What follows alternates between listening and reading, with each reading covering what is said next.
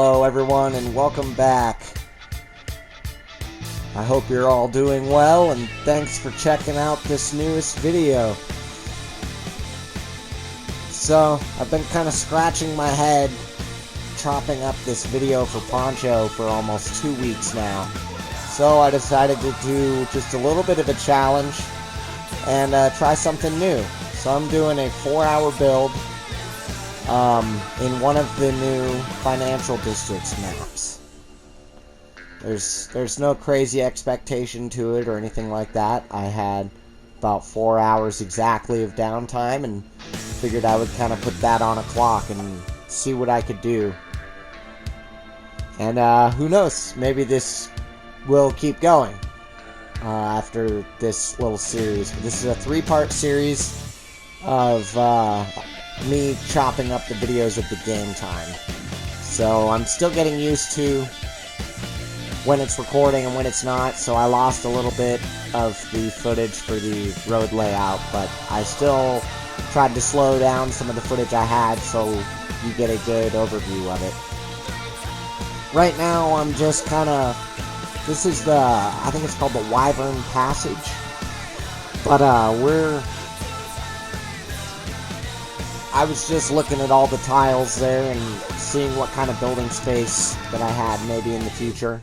At this point, I wasn't sure if I was planning on making a huge city or what I was going to accomplish. So I just kind of started going. So there's a lot of resources pretty equally spread out. Lots of industrial opportunities there if I decide to go in that direction. So I haven't added any industries into this city. This is all pretty much just vanilla stuff except for some trees and the map itself. So again, I was just kind of brainstorming ideas with the tiles. Even with only 9 tiles, the fact that there's so much water on this map, you can just about get coverage of most of the land with the 9 tiles. So this is a build kind of like Palm Island that I might continue because I'm able to use all of the buildable land for the most part. And that makes it a little bit more appealing to the eye, I think, than trying to do 9 tiles on an open map like Poncho is. I have a couple other cities on maps like that, but I think, you know, places with big mountains that take up a lot of terrain or a lot of space, and maps like this where there's a lot of water, you can really reach out with those 9 tiles and get a lot of city built. So I was kind of thinking about this city like a border town, like having like one side of it being one country and another side of it being another country, and doing another build style on the other side of the coast. I don't know yet. I don't know where this is going to go. Let me get all this footage chopped up and put out for the whole series, which all of it should be out by Friday. But then we'll see how it goes from there. It's got a really cool interchange that just came with the map, so I'm definitely gonna keep that for the time being, because they did a good job on that.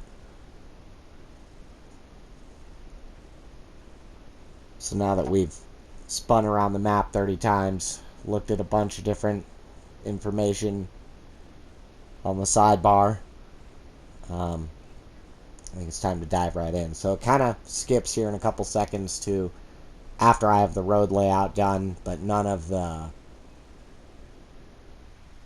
zoning is done. So I'm putting in the pipes here, and that's the basic neighborhood layout. It's so frustrating that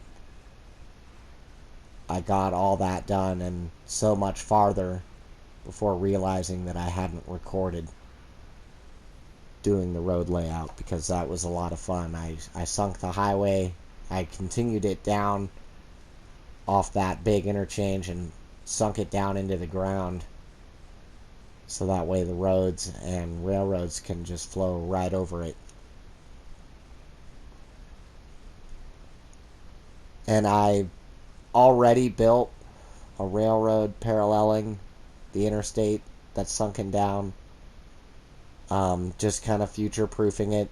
I know I'm going to have rail going on. I already put some in this little bit of the city that I build here. But just as a future-proof area that I can use in the future for, I might change it to metro or something if this build continues. But it's not connected to anything. It's just a rail line sitting down there. No stops, no trains on it. It's not connected to the outside.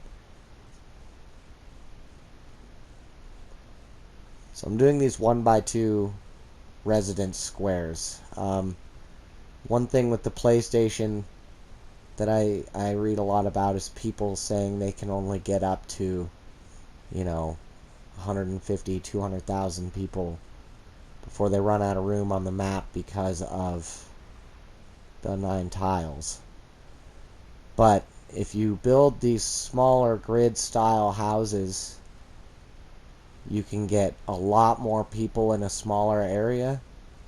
You'll see by the end of this bit of the neighborhood here, this whole side of Main Street, that goes on into the next video, I'll have like 3,400 people or something like that, close to it, just with the a dozen blocks of housing like this, and just spreading out some little commercial areas within it, convenience stores, little grocery stores, gas stations, stuff like that is what I would imagine would be there.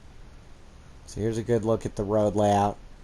It's just very basic, so everything kind of wraps around itself. There's some cul-de-sacs in there, but just a good starting design to work for.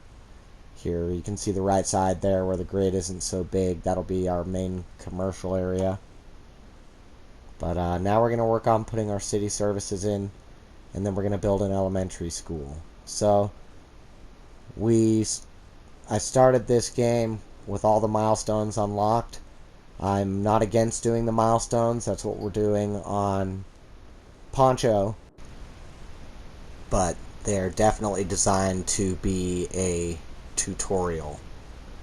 So I much prefer to start cities with the milestones unlocked. I feel like I can better utilize the budget that they give you while still slowly growing everything the way that it needs to be grown. And it keeps you from having to have sort of just these temporary things. You can set up some more permanent locations for your city services and use the right city services. You don't have to worry about the landfills if you don't want to. Just all sorts of advantages to having them all unlocked. So here's the elementary school here. I'm putting a small park around it. Gosh, I can't remember what I found to put behind it. If I did, I don't think I put anything. I think I put some paths and a little bit of commercial, actually. But this is just sort of a way to, I don't know, I've sort of figured out with this game, you want to make everything a destination.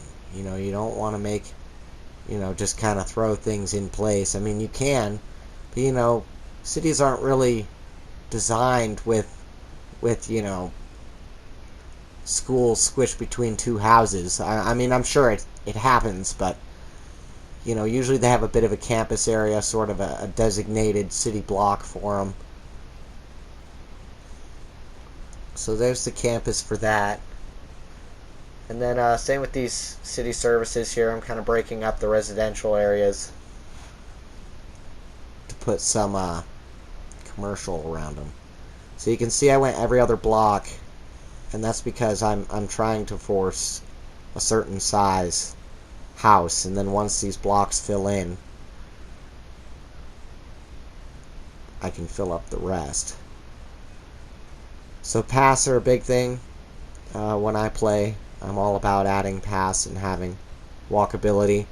It's amazing how much traffic goes down by just having paths alone, giving people another way to travel about, especially if you make things within walking distance, like how I have these little commercial areas on the corners of most blocks.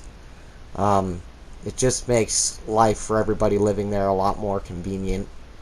You know, nobody wants to have to get in their car and drive all the way to Main Street and drive through 4 or 5 stoplights to get a gallon of milk. You know, it's so much easier to just walk down the street or go down the block. So, kind of building our industrial area here.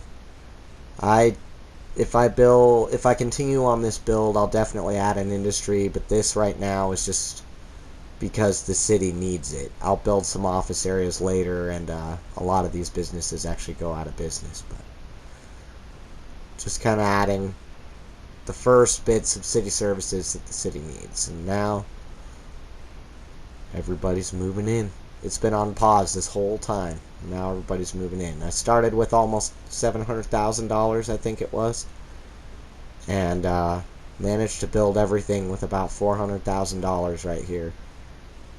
And that's so much more of a backdrop for my city to have to start out with, whereas you're broke and getting loans all the time when you use the milestones and everything else. I feel like the amount of money you start with is a bit more reasonable once you understand how to play the game. In a realism sense, somebody undergoing a project like this would need money in the bank to last many years, and not going and getting a bunch of loans and needing to raise taxes right away. Yeah.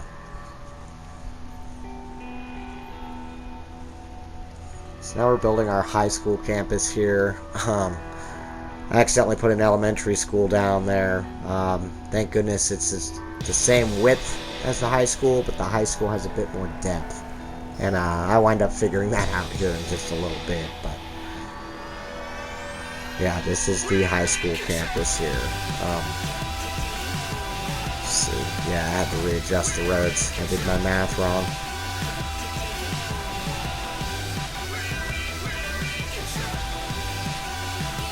Just like the elementary school, I want this to be a place. You know, I want it to be a destination, not just sandwiched into the neighborhood. You know, I mean, especially with like the parks that we have around the elementary school and the tennis and basketball court here. These are going to be sort of community centers for entertainment, whether you're there for school or not. So you want them to be nice and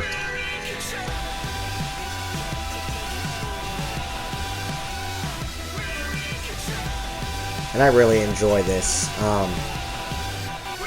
A lot of the vanilla assets to the game are very bland, and a lot of things really blend in with each other, but once you get a handle on doing these details, like making certain places have campuses and everything else, you can really make even these really bland designs that they have stand out and be a nice, almost realistic looking place.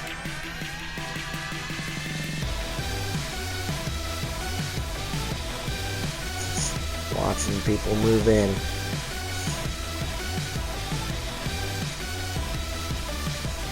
Yep, this is where I figured out the high school. God, and I couldn't, there was nothing left I could fit in there. So I think I just continued the path straight through and put some trees up. Yeah. It still turned out pretty nice, you know, I mean, there's already the 2 parks there.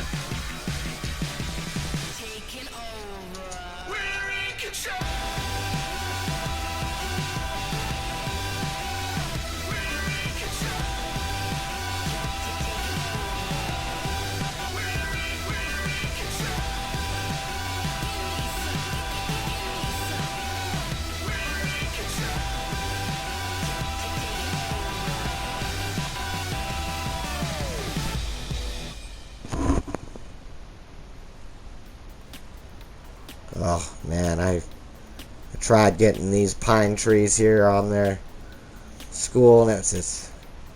I want to find a place to use them at some point, but I don't like the boreal maps, so I don't know. Maybe on a winter map somewhere.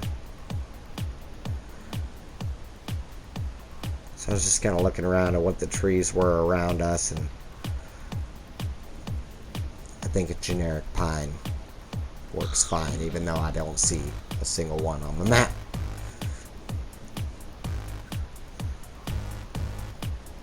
It's okay. The city has the power to import pine trees.